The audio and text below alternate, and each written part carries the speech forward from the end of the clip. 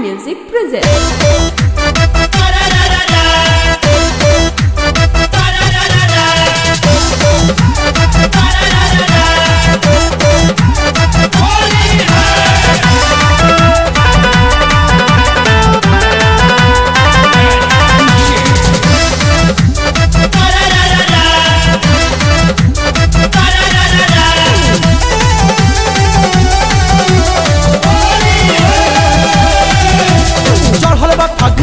किसान का लबाड़े धके कवारी रोज तंग कर ताड़े चढ़ल बा फागुन सा किसान का लबाड़े धके कवारी रोज तंग कर ताड़े नहीं डरेला उ बाप ऊपर नेता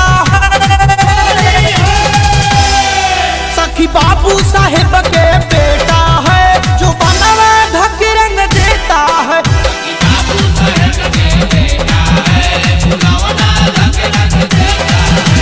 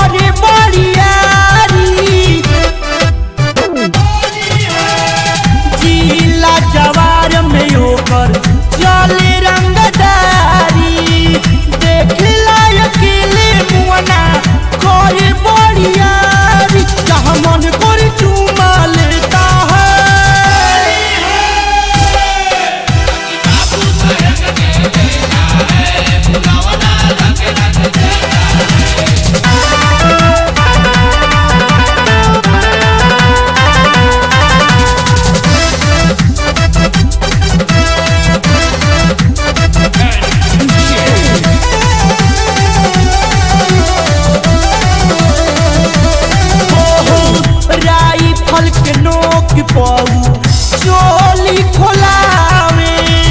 रंग हरियर का ललका ढोली में लगे राई फल के नोक पाऊ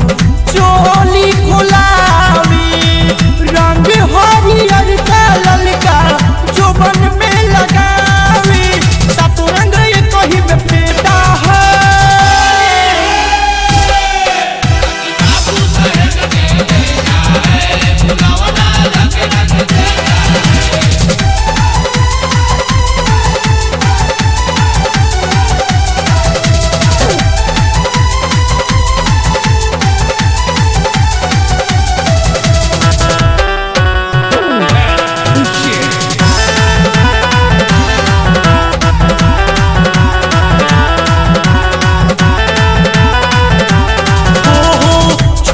नगारी सिंहा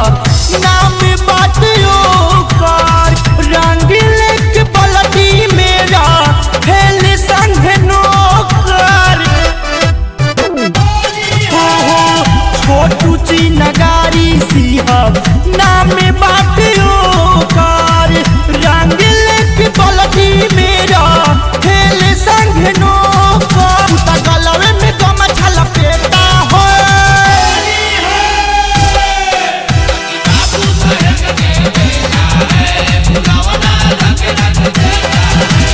चढ़ल बा फागुन सा किसान का लबाड़े धके कवारी रोज तंग कर ताड़े चढ़ल बा फागुन सा किसान का लबाड़े